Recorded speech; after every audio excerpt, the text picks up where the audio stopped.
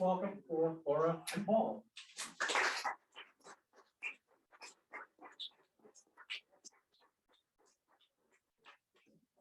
Thank you, and we will not talk very long, so Joe, you will have lots of time. Thanks for having this talk today, we really appreciate it. Shannon Sinning is going to be passing out some things for us, and I want to say this idea came about from Shannon Sinning originally. So he helped, when he was originally running for school board the first time, he talked to teachers and about how talked about how much money they pay out of pocket to really throughout the school year to help kids in their class. The teachers are the ones who know what the kids need, not just backpacks and school supplies, but throughout the year, a variety of different things. And so that conversation, that was a couple of years ago, we started talking about it. What could we do as a community to help teachers, show support to teachers with that? So we talked about it, then we talked to Paul, and I might let him jump in right now. Hi, everybody. Yes, Shannon and Laura came to see me. It was a couple of years ago now, and actually, I think it was like 2+ years, and it was right as COVID was hitting. And so, as the idea came, and typically, whenever there's a new idea, I'm like, oh, that's kind of interesting. Let's talk about that. March of 2020 came, and it was put on. I don't even know if it was on any burner. It was so far behind.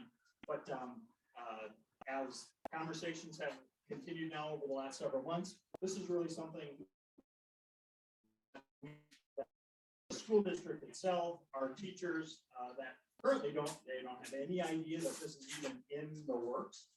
That if this is something that the community rallies itself behind, would be quite a statement about the commitment and gratitude and appreciation that really everybody has for what our teachers do every day. So basically, the idea is that we wanted to raise enough money to give all elementary school teachers in the district, that includes special ed teachers, $200 each to help kind of cover some of the costs that they incur throughout the year. There's roughly 200 teachers in that area, times 200, so we want to raise $40,000. Our goal is by October 1st. And so we are lucky to say that we are about halfway to our goal of raising that $1,000. The Mankato Area Foundation is who we're partnering with for this fund. So they have pitched in. And then we talked about going to the service clubs first. So I am very proud to say that our Kiwanis board voted to donate $3,000 to this project. It really strikes right at our mission, we believe, and the board was in full support of it. And then the board also allowed us to come and talk to JT, because although we don't try to have outside things ask for money all the time from our club. We also talked to Rotary, and our partnership with Camp DeMars out at the Wild Zone has been fantastic. Rotary is donating $6,000 to fund, and the Sunrise Lions are doing $1,000, which is a big gift for that group. That's a smaller group. And then we also have some individuals. So we have about $20,000 so far. So, our challenge today is if you're interested, it'd be great to really make that $6,000 that Rotary is giving. We have a $3,000 on this board. Maybe we can come up with another $3,000 from individuals and match what Rotary is doing.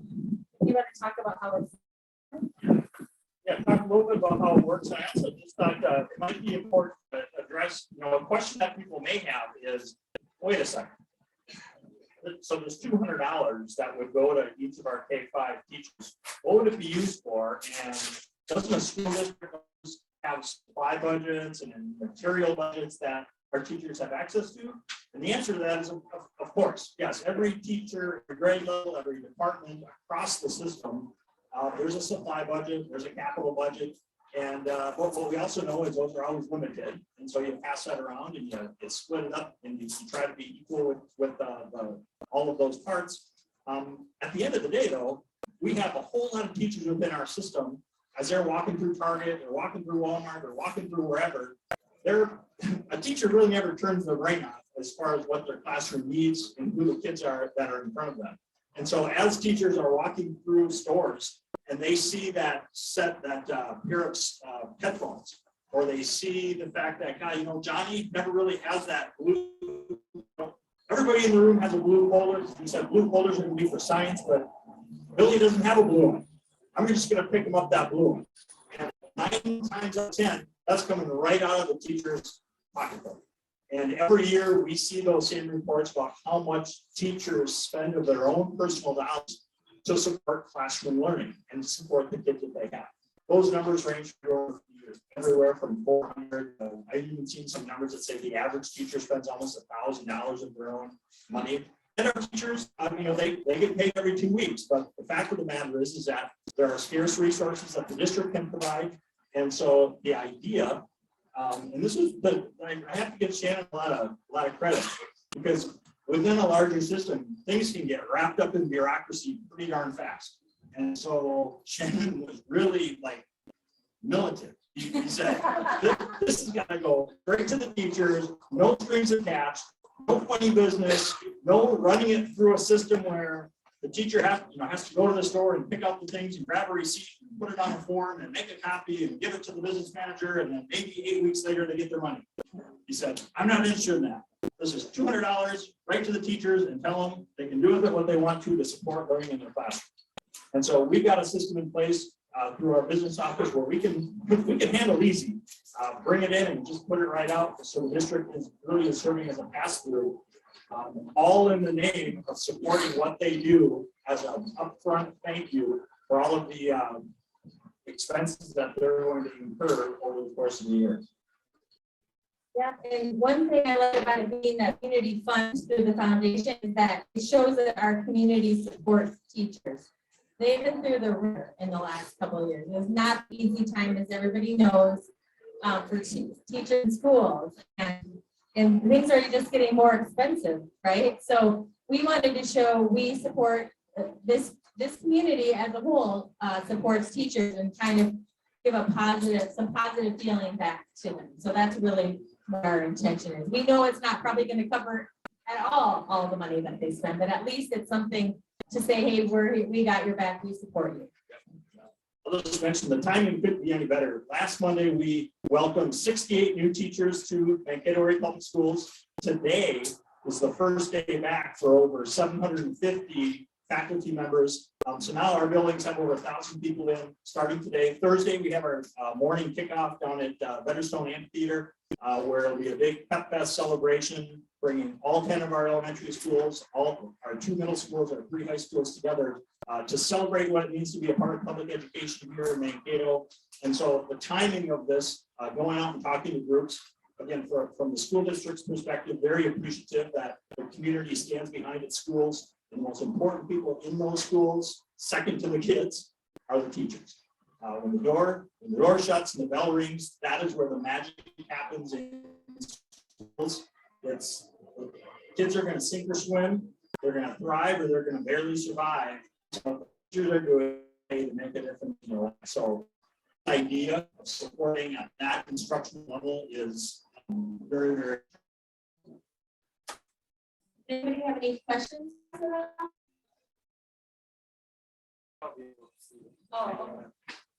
Yes, Joe? I'm just going to ask, how do we get the money to? Shannon has some envelopes there. It has the foundation's address on with the fund name on it. So you can send it directly to the foundation. You can give it to me, I can give it to the foundation. So. Kathy Bryant, I just want to say that about 20 years ago, when all my children were in elementary school, and I was a parent for an operating referendum. This was a driving issue, how much money teachers were spending out of their own pockets to support our students in the classroom. So it's an issue that never goes away. But I'm so excited about this issue because the direct support from the community directly to the teachers saying, we really see the importance of your work and we care about it. And we want to help in this, what might be a relatively small way when you consider operating and building referendums and larger things, is still such a strong morale message. So I just want to thank you for this.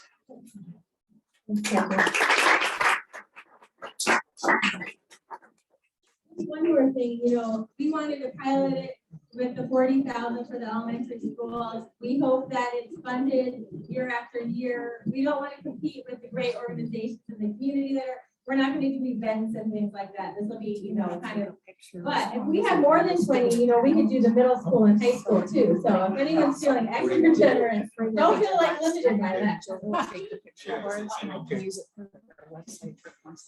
I did want to say thank you to these two because I tried Laura into this like almost 2 years ago. I've been pestering Paul about this, and I always envisioned I'd have to go raise the money. And then when I got elected, appointed to the school board, Paul said, Shannon, you probably shouldn't be the pitch man for this. It just doesn't look right anymore. So Paul stepped in immediately, said he would do it with Laura, and I feel bad having Laura do all this now, but I drug them both into it. So, but very much thank you to both of you. Thank you. Thank you, Laura.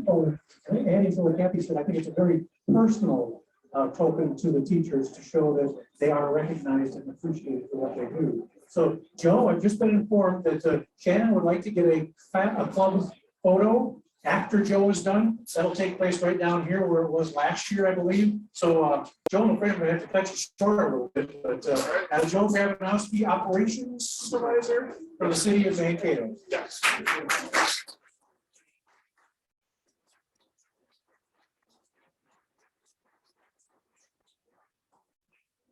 Okay, thank you. Everyone hear me? I don't use the microphone that often, so just yell if it needs anything. Okay, so operations department of the public works, we combined a couple years ago, so I'm the superintendent of that. We are made up of streets, parks, and airport maintenance. There's 22 employees in town, 2 out at the airport. It's kind of 1.5 out at the airport. He's a 29-hour person a week.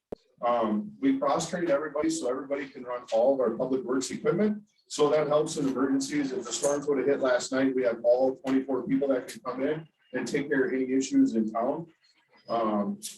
We rotate, one of the big things is we rotate everybody through hanging up the holiday lights down at Sibley Park. So everybody down there to show them the importance of what the whole thing is about. And I've lived in town my whole life and I've worked down there numerous times and I hardly recognize anybody. So it's the whole region that's coming in for that event. So that's awesome. All right, so I'm just gonna go down here a little bit. So streets is made up of street maintenance, pothole patching, skim patching, mastic patching, which is a new material we use, crack sealing, chip sealing, and street sweeping. We have at least 1 to 3 street sweepers out every day, from car accidents to windstorms coming through. So that's a big thing we do. In the park side, we have a campground, Land of Memories, which has been full every weekend. So with COVID, I think people bought campers or remembered they had campers. But it's crazy. It's 24 to 25, 26 people out there, groups out there every weekend. We plant all the flowers in the right-of-way areas, mow all the city parks and city-owned properties. Ball field maintenance. The ball fields are busy from early spring to high schools and schools. Use them now to fall baseball and softball. They'll go all the way through into October. We plant and maintain the hanging baskets and all the planters throughout town. On the airport side, we maintain the lights. There is, I can't remember the number, but there's a lot of lights. We have light runs every day. Check for animals. There's signs out there. Runway and taxi mow. The mowing is huge out there. We have 3 mowers that run every day, all summer long. Snow removal is a big part of the winter operation out there. Our goal is to have that airport open by first light. So we've changed some stuff around when we combine. So we all start at 3 a.m. plowing and we have the mechanics in, we have a maintenance staff in so that everything, if anything happens, we can cover, so they're not, no one's out there by themselves. We're the 2nd busiest airport in Minnesota, right under MSP. The flight school has 38 planes right now, with 5 more coming next month. They're not sure how many they're going to keep in town. It kind of sounds like they're going to keep 4 more of the new ones in town. Airfield Construction, it's kind of been under construction the last couple of years. That is, for the most part, done. The fuel farm, the parts are on order. Hopefully in September they start on that, but everything's kind of delayed with shipping and all that. So hopefully September, October, that is going on. The river, so some construction updates. The Riverfront Drive demonstration down in Old Town, that goes June to June. So that goes next June, they'll take that down and it'll go back to normal. And then Michael, the city engineer, is having a child. So I wasn't able to ask him this question, but I think the reconstruct of that area is 2024. So that's what this demonstration project ties in with. Another interesting thing we do is we share work with the county, Lewis County. So we send a roller out to do their chip sealing work for about 4 or 5 weeks. When they get done, they come back and they do some chip sealing for us. So you'll see their equipment on our streets. It's maybe Wednesday, Thursday of this week. So that's something that's kind of unique that we do. For the most part, all the construction projects are done. They're starting the alley reconstructs, I believe, this week or next week. The big project is County Road 12. That's the road to the airport. They have the north section done. They are seeding it right now. Hopefully the signs go in tomorrow, and then they'll open the north end up and close the south end. So the access to the airport will be, follow the detour around, you come into from the north. In case no one's been on the east side of town, there's a lot of development going on out there. It's growing fast out there. That's all I got. I think it was very quick, but does anyone have any questions for me? Anything helpful? Yeah, what kind of input have you got? How would you get it as far as that arrangement in Old Town? Yep, so the information, I think it's all through the city website. That's where all the information is being compiled. Yeah, we've gotten a lot of feedback on it.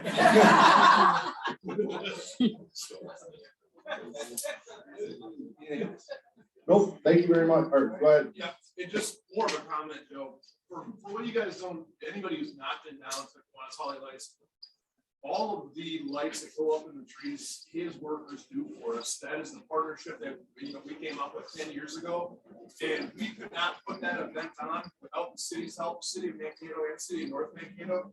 So it's a big deal what you guys do for us. We truly appreciate that.